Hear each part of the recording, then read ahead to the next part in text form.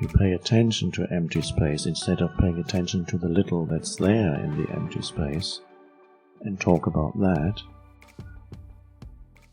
but acknowledge, be aware of the empty space, which you can only do through the empty space within yourself. To be aware of the empty space, either the space in the music or the space in the painting, the emptiness there, to acknowledge it, to be aware of it, is through that within yourself. Never through thought.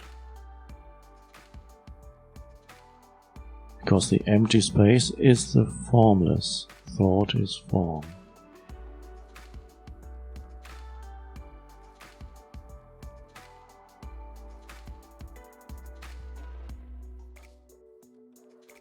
And the formless is your essence identity.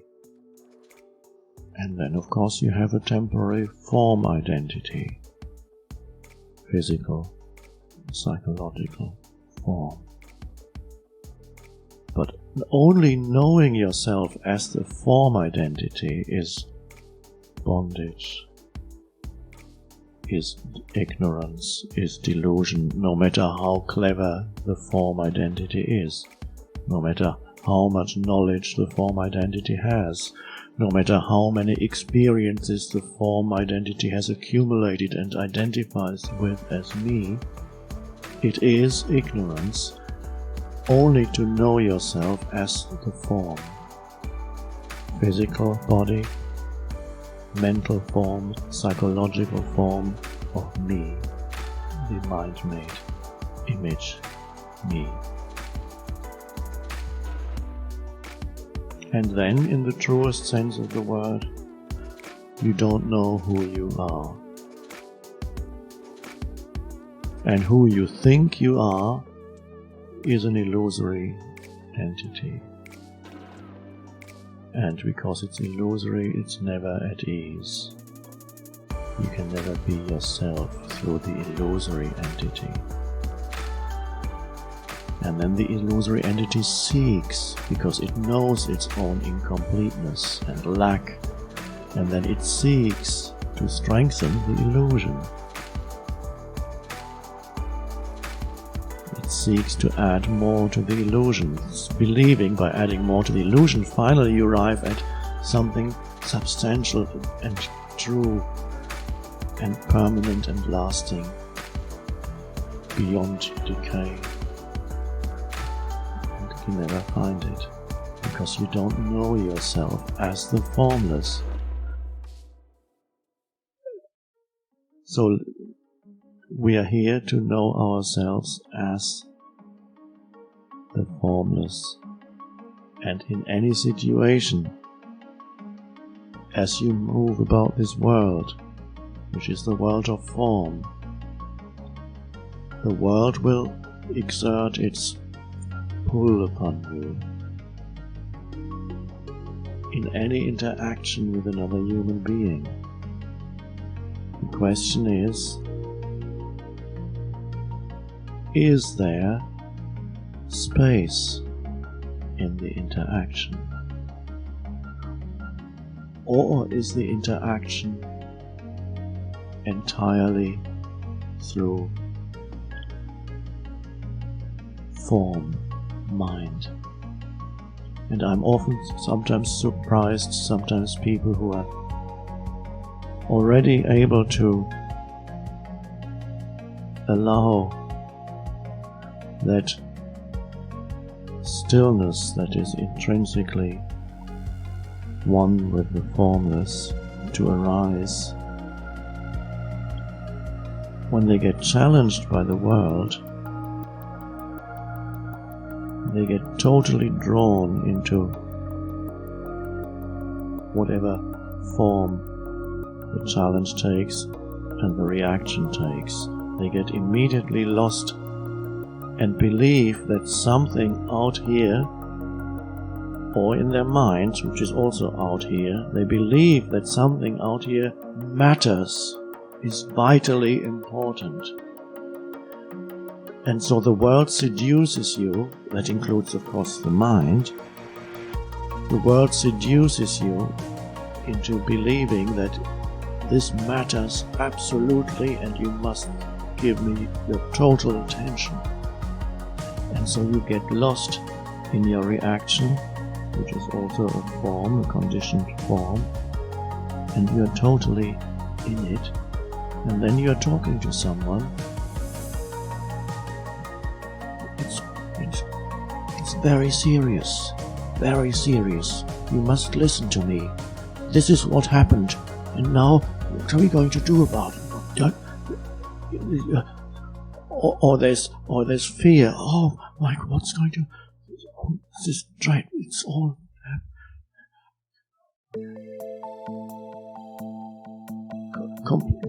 Your whole self is drawn into the.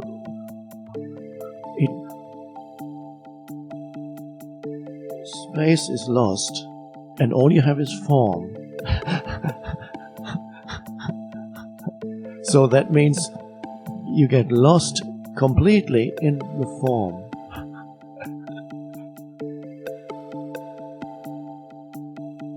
And this is when the whole civilization is lost in that.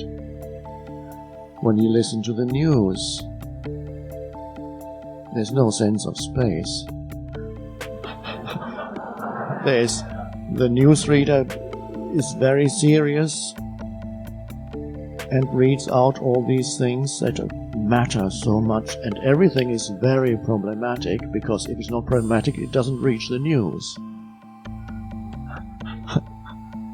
It doesn't need to be deep or meaningful or whatever. No, it needs to be problematic. There must be something here that is news. So those people who are themselves lost in form, they select the news for you, and then it's presented as it matters. These problems are so important, and the potentially redeeming dimension, redemptive, redeeming, they don't know. There's no space around it whatsoever. So you get seduced by the world into believing that that's all there is, and then the world becomes more important to you than God, to use theistic language. You might say, no, all I want is God's realization, whatever, liberation, self-realization. All I really want is that. And 5 minutes later, what you really want is this situation matters absolutely. You get drawn into that, and then, so the question is, when you say, I want God, self-realization, it's true. When you say it, it's true. But 5 minutes later, you don't want it anymore. You want the world.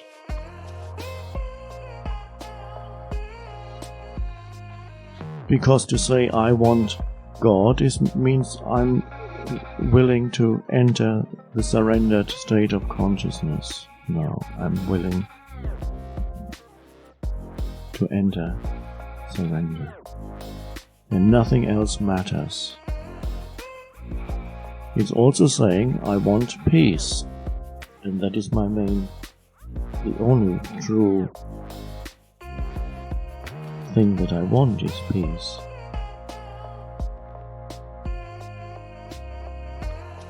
And a little later the world comes in, and then you want something else.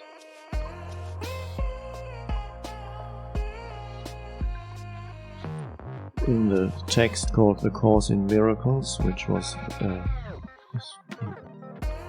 channeled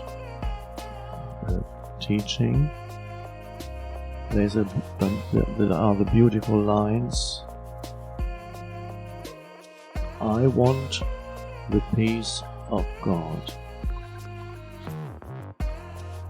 to say these words means nothing, is nothing, but to mean these words is everything. Nobody can mean these words and not be healed, which means must not be whole, not be yourself. You truly want it. So we have the two. When you are not in the state of surrender, people say, I can't surrender, I can't. Is it that you can't, or that you're not willing? You have to look, there are two perspectives on the same thing. I'm not able, or perhaps if you look closely, there's something in you that doesn't want to surrender, that wants the non-peace. And to see that there is a movement in you that is very deep, that is true, that wants realization, wants peace. There's another movement in you that does not want it, and that can very easily obscure the deeper essence within yourself that wants peace. It's important to realize that there is a conditioned movement in you that wants problems and conflict rather than peace. Once you know it, it's fine, and once you can see it even as it comes up and operates, and that may include, of course, the pain body, but it is a conditioned mind movement that is one with the egoic sense of self, which periodically and very frequently needs to enter the state of conflict to sustain itself. The mind-made egoic self cannot live for very long without entering conflict and inhabiting a world of problems. It needs to create that to sustain itself. If you don't know that, you get lost in that compulsive need, which could also be called in humans the addiction to suffering in humans. And you need to see it within yourself that is there, and it's not personal. If you think it's a personal problem of mine, then you get trapped even more deeply. The addiction to suffering, the need for conflict is unconscious, and it is how that separate identity, that is mine, the egoic identity, keeps its boundaries intact. The boundaries between me and all those others, all those out there, other people, my enemies in the form of people or situations or places, or this moment. So occasionally you get a relief, and then for a little while you're, and then the need, the addiction to suffering comes back, and when you don't know it, you believe that the world around you is making you suffer, is doing it to you. And that is the essence of unconsciousness. You then believe that the world is basically out to put obstacles in your path. This is how most people experience life and the universe. It seems like I can never be at peace for long, and suddenly the world putting obstacles in my, it's happening again. God, why does it always have to happen to me? And then you react. So it looks as if the world were doing it to you. And you don't realize that you that need comes from within.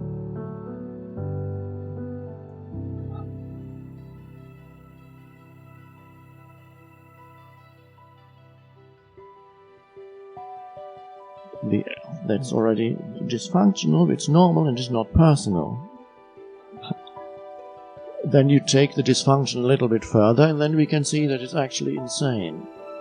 The belief that the world is doing something to me becomes then paranoia or paranoid schizophrenia. And when you take it just a little bit further, then you can see, oh, it's actually quite mad. But even before it's diagnosed as paranoia, it's already mad.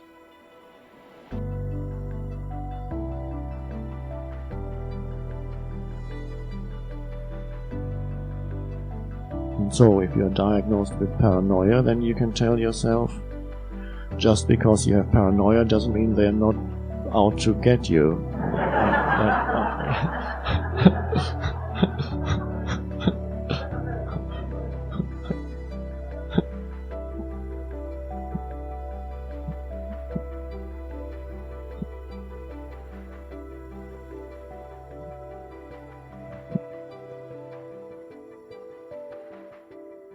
So it is liberation already, it is liberating to see in oneself that movement that we could call the addiction to suffering, the need for conflict, to see it. That's already, you're becoming free in seeing it in yourself, because the seeing, what you are seeing is the conditioned. That which sees the conditioned is the unconditioned that just blocks.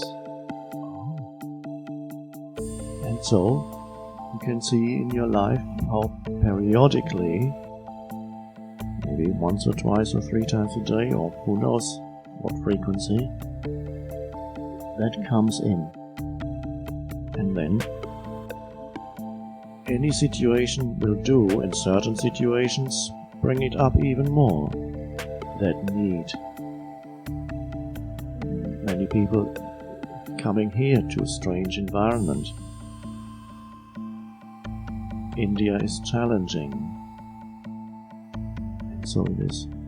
You can watch what comes up, all the reactivity, the reactive patterns that come up, that bring a heaviness to something that is just a situation out there. And the reactivity flows in and becomes very heavy. The condition that is simply a condition becomes heavy through the reactivity.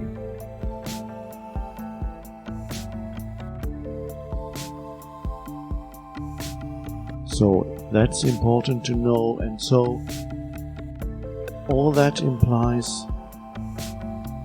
there's no space when that happens. You get drawn totally into form, because when you react against something, you react against some form which strengthens your own form identity. That's the form identity loves its reactivity.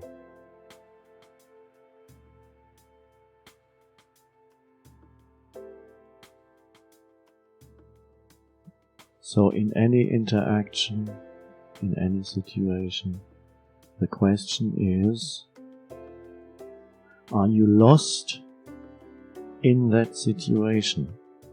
Which means lost in the mind formations, the reaction, the mind stream, the words that are coming out of your mouth.